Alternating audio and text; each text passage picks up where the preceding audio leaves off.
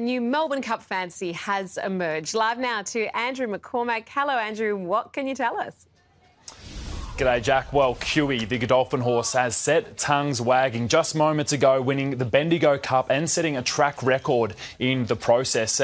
Godolphin trained, as I said, they're the biggest stable in the world, and Qewy is one of their best stayers. It's coming now from $51 to $26 to win the Melbourne Cup, the race that stops the nation. That's courtesy of a race that was at 4 o'clock this afternoon, so it's literally just happened out at Bendigo. It's a really good form guide, the Bendigo Cup, for the Melbourne Cup.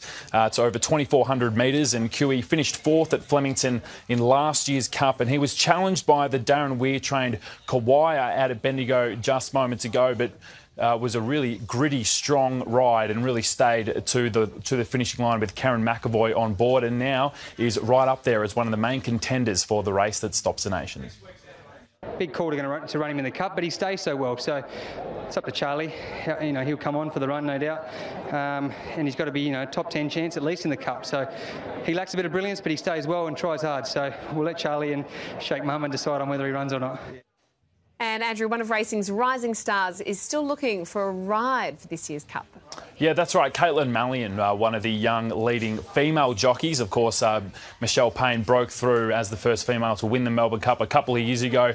And it was Katelyn Mallyon last year who rode in her first Melbourne Cup, was on a sign. The Lloyd Williams owned a sign in the Melbourne Cup last year. Had a pretty decent run, but she's without a ride this year, and she's hoping to get a late call-up from Lloyd Williams, who will have several runners on Tuesday in the Cup at Flemington. She's teamed up with winemaker Samuel Wynn & Co for this year's Melbourne Cup. They've got a marquee out there, and they're actually going to be making their own wine on course at Flemington. So a real treat for wine lovers at Flemington. And she loves a good drop of red herself, and she's hoping to have a celebratory glass of red this Saturday when she rides Silent Sedition in the Group 1 Maya Classic.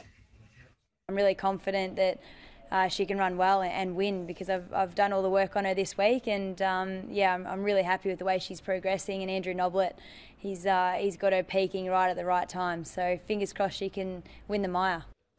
Now, Katelyn Mallyon there, $11 to win the Maya Classic on Silent Sedition. So if you like a bit of value, perhaps go on Katelyn Mallyon's Silent Sedition. And we'll have more on the Melbourne Cup build up coming up at 6:45, Jackie. I also like a marquee that makes wine. Thank you very much, Andrew McCormack there.